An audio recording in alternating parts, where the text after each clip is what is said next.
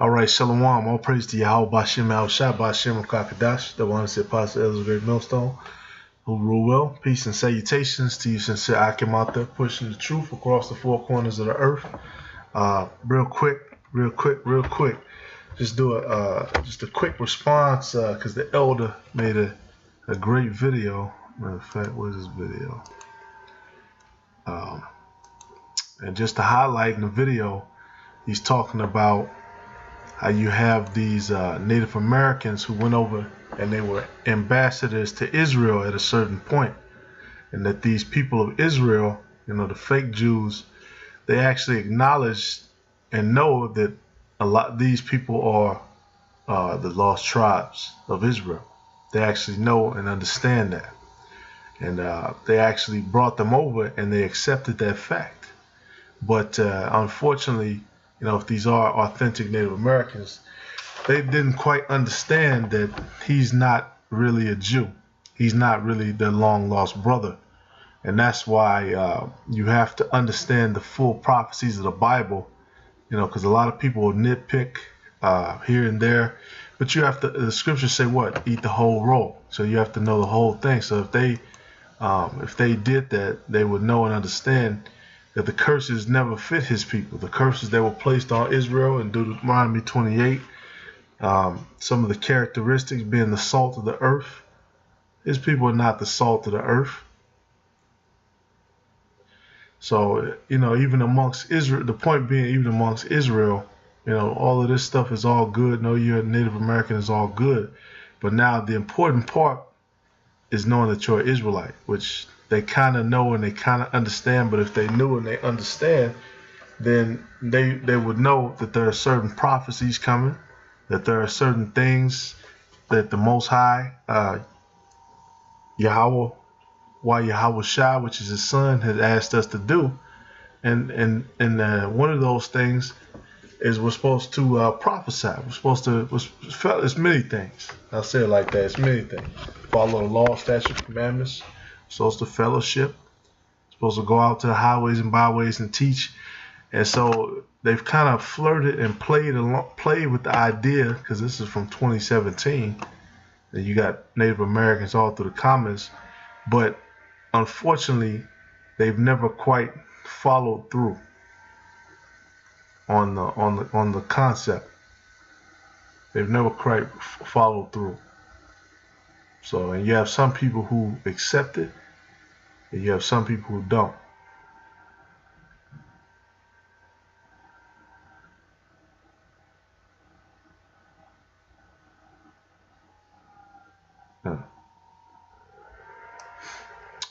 And even amongst Israel, you have, I was looking at other videos, people saying they are not the Israelites whatsoever. And it's interesting because it's the same people who also say that the 12 tribe sign is fake, yet they can't make another sign. They can't pick out and understand who is from what tribe, because and the same people doing that are most likely the so-called black people, talking about only black people or the Israelites. But they can't go into Genesis 49 and break down each specific prophecy and how that applies to different groups of black people. And why can't they do that? Because it doesn't apply. All of these don't apply to all black people. These certain prophecies, these are things to come. That's what a prophecy is, and they don't all apply to black people. Right? Just like I'll give an example.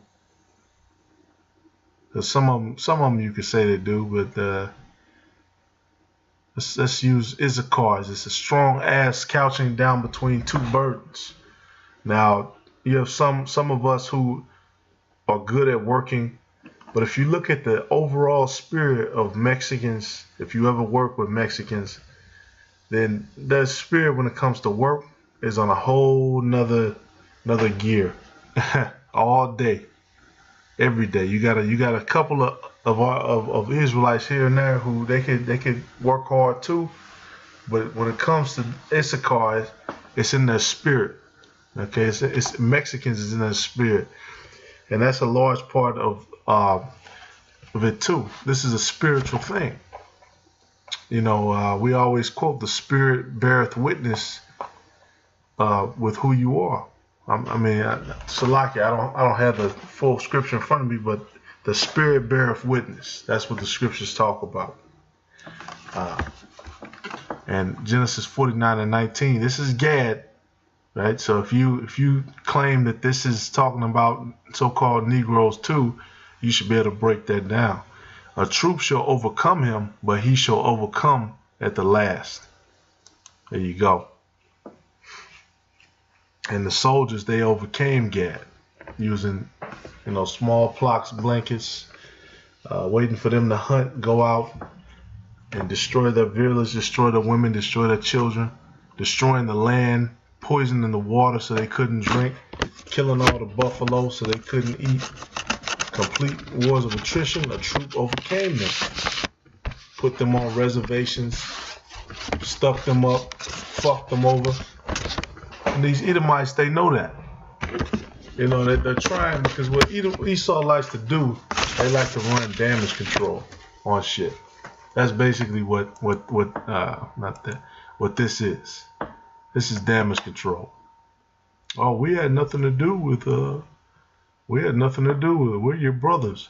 Yeah, but Christopher Cologne, which the elder also brought that out as well in this video, Christopher Columbus, aka Cristobal Colon, he was a so-called Sephardic Jew.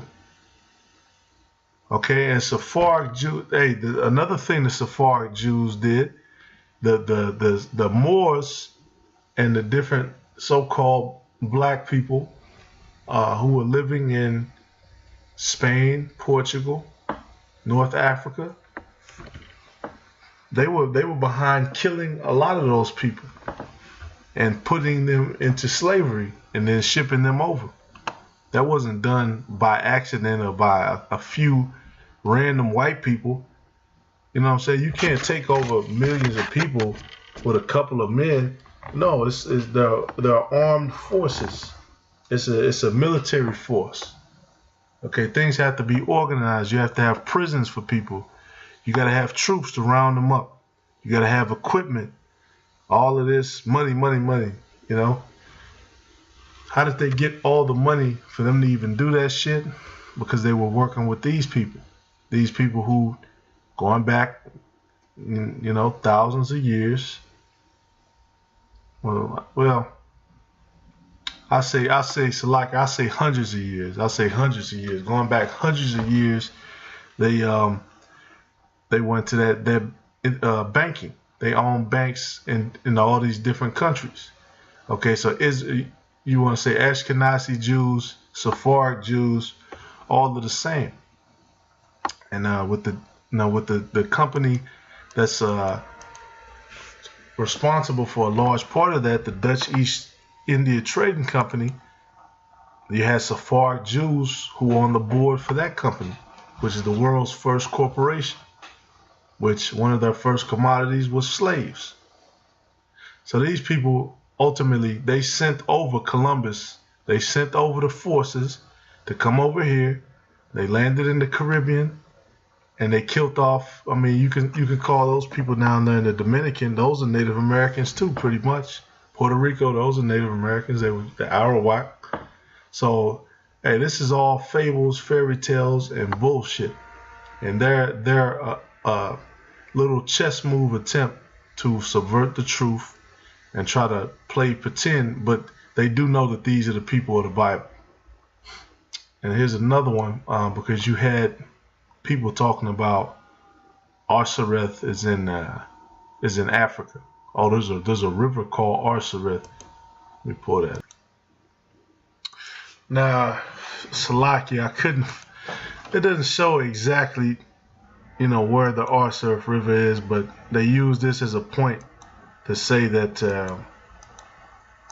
only the so-called descendants of Africa are the Israelites. That's the main point. That's the main point I'm trying to make. And they'll also say, because Zephaniah 3:10 says, "From beyond the rivers of Ethiopia, my suppliants, even the daughter of my dispersed shall bring my offering. They're trying to say that, once again, it's going back to Africa. Okay, which it does talk about, beyond the rivers of Ethiopia, but that's exactly what it means, beyond the rivers of Ethiopia. It's a long way. Just like if I say, man, we're gonna go all the way here, all the way to damn Timbuktu. It's not what I'm not literally talking about Timbuktu. I'm using that to describe a point, because Zephaniah 3 is about the Lord putting His Spirit on His people. Right? It says what? I've cut off the nations, their towers are desolate. I've made their streets waste. Skipping down to verse 8. Therefore wait ye upon me until the day that I rise up to the prey, for my determination is to gather the nations, that I might assemble the kingdoms, to pour upon them mine indignation, even all my fierce anger, for all the earth shall be devoured with the fire of my jealousy. There you go. For then I will turn to the people of pure language. This is all prophecy, and the Lord has not gathered all the nations at Jehoshaphat for them to be destroyed yet. That hasn't happened yet. And a few of these other things have not happened yet. It said what? He has cast out thine enemy. That hasn't happened yet. So some of these things have not occurred yet, and you can't. These guys are just using this one particular verse to try to say that that's talking about Africa. Only people from Africa are, they'll agree with the 70 AD breakdown, but then they'll say only people from Africa. Well, let's see what 2nd Esdras 13 says. It says what? Those are the 10, I'm to start at verse 40, Salakia. It says, those are the 10 tribes which are carried away prisoners out of their own land in the time of Oshea the king, whom Salmanassar, the king of Assyria, led away captive, and he carried them over the waters, and so they came into another land. But they took this counsel among themselves, that they would leave the multitude of the heathen and go forth into a further country where never mankind dwelt. But wait a minute. Weren't there people already in Africa? Wasn't Cush already in Africa?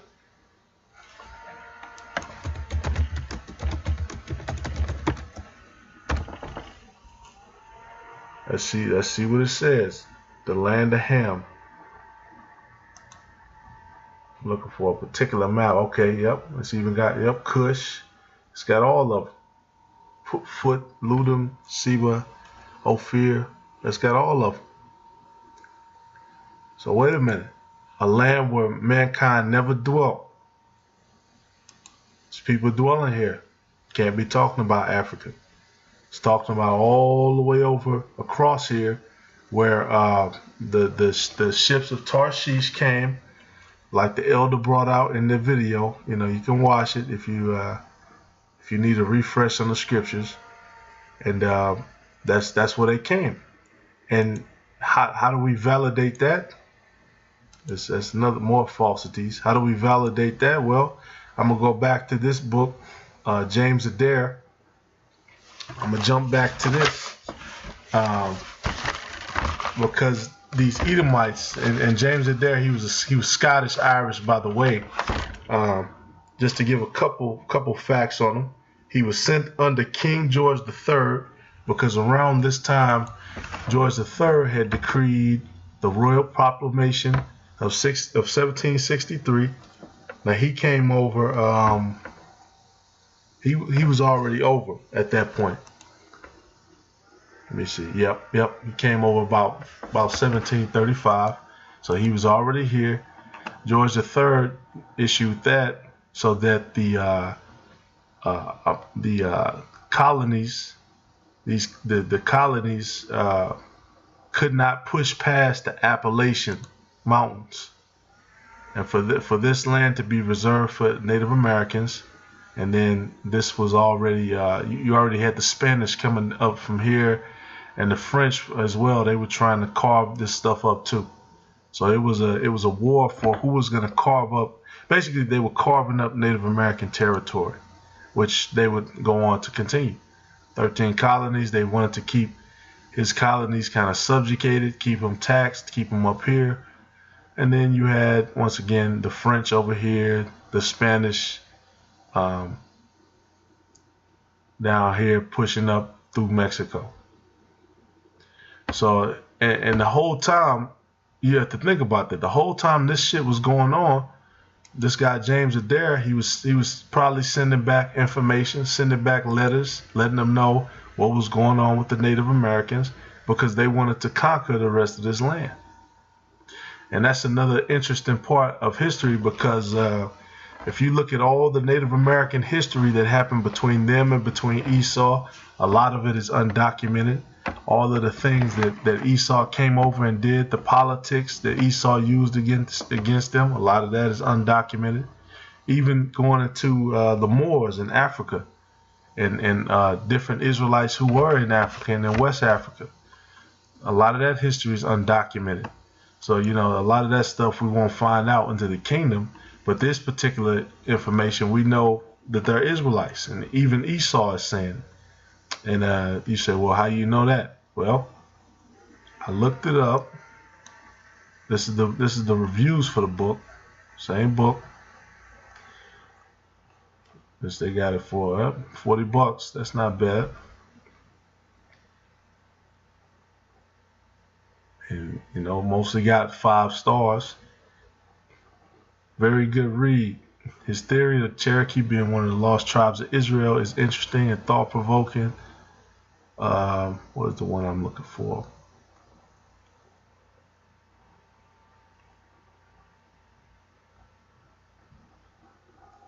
Yep, this is another one talking about how this book was recommended by Benjamin Franklin.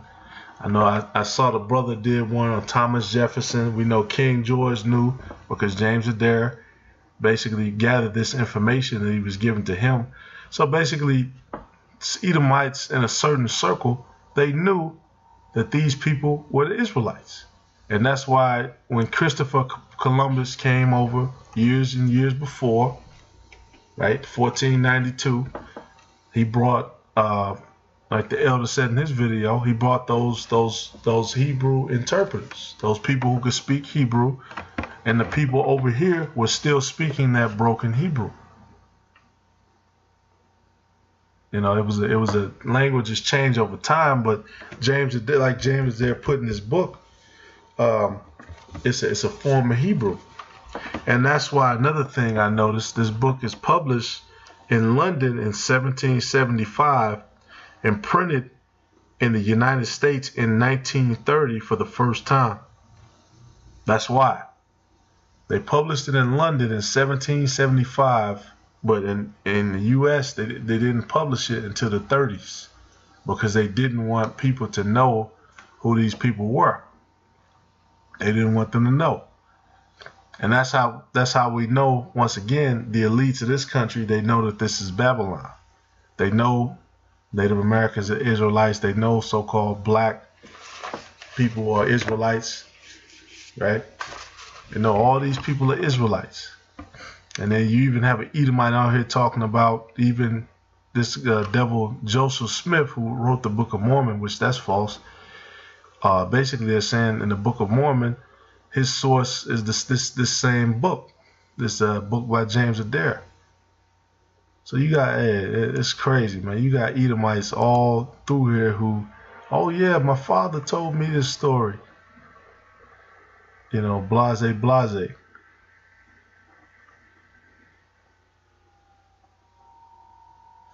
Well, let's see. And here we got some more reviews on it. More Edomites who know it. James of Athram, look at this. You got people on here who, I think some of these people are his actual family members. The book contains trails, tribes, names, mapped out locations. Yep, the symbols and records, concerns, blah blah blah. I find it interesting that the American college at the time would not allow it in their institutions, but English colleges did. This book finally came to our schools in the 1930s. I find it interesting what the college didn't want their students to know. Everything from government mistakes to learn from and the other line of progenitors the Indians came from that messed up the Ivy League's viewpoints on histories. Yeah, because these Edomites are devils. They did that shit so they could hide it. They've hid the truth all of these years, and that's another thing they're gonna be judged on. So you got probably thousands and thousands of Edomites who even know that the Native Americans are Israelites. But you still have dumbass Negroes. It's usually Negroes too. Dumbass Negroes who, no, they can't be. Those are, but okay, what tribe are they from? Well, I don't know. They don't know what tribe that the Native they don't know what nation the Native Americans descend from. They don't know all 12 tribes on the 12 tribes chart that was commanded for us to have, in Ezekiel. They don't know that. They don't know the northern kingdom. They don't know who Ephraim is, the head of the northern kingdom. They don't know who none of that shit is, but all of a sudden they just know that these people are not Israelites. So either A, they've never met any Native Americans, or B, they just don't know what the hell they're talking about, or both. Because we even, I've met Native Americans. It's instant. You could tell sometimes you could just instantly tell somebody's an Israelite by the spirit. And with Native Americans, that was just the case. But hey, the elder did a beautiful lesson harping on it. And I just had to respond on it, man, because this is all very interesting information that's been revealed to us. I'm gonna just read another excerpt through the book, just once again showing that they're Israelites, because you got people talking about James Adair's an Edomite. But how could a white man go and live amongst Native Americans? Hey, Native Americans, a lot of them are no nonsense people. They're very short tempered, no bullshit. A lot of them, they don't play that. That's why a lot of them are into they get into, just like so-called black people, they get into the prison system, they get into the gang system, they do all that shit. Okay. If I can pause it till I get to the spot. This is the part I'm at. Just want to talk about the Indian marriages, divorces, and punishments of adultery still retain a strong likeness to the Jewish laws and customs in these points. I'm gonna skip down though, because this whole everything is good when you're talking about this. James Adair was very thorough. And this information, this is the spirit that's kept it preserved for this long. And again, a lot of these Edomites had access to this information hundreds and hundreds of years ago. A lot of these good Christian Edomites who actually knew that. And to this day, a lot of these Mormons, even though Mormonism is false, they'll actually tell you that they know the Native Americans are Israelites. But this particular excerpt, and I'm going to close on this, the grandeur of the Hebrews consisted pretty much of the multiplicity of their wives to attend them as a showy retinue. As the meaner sort could not well purchase one, they had a light sort of marriage suitable to their circumstances.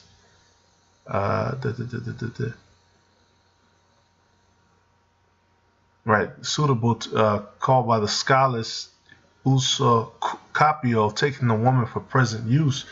When they had lived together about a year, if agreeable, they parted good friends by mutual consent.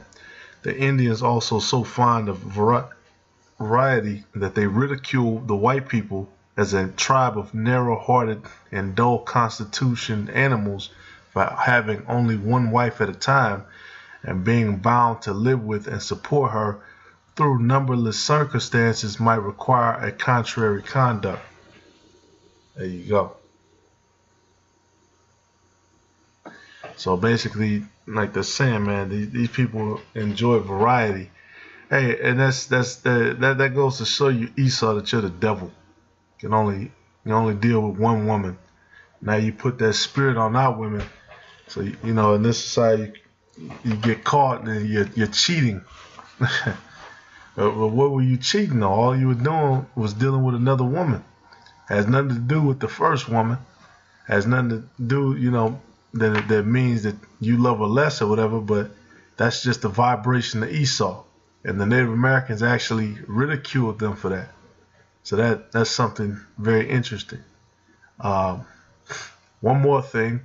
It says the Hebrews had another sort of marriage. By purchase, the bridegroom gave the father of the bride as much as he thought she was worth, and according to the different valuation.